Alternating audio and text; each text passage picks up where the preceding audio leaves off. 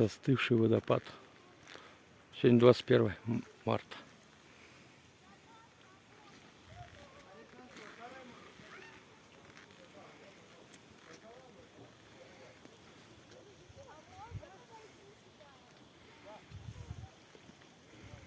Люди внизу.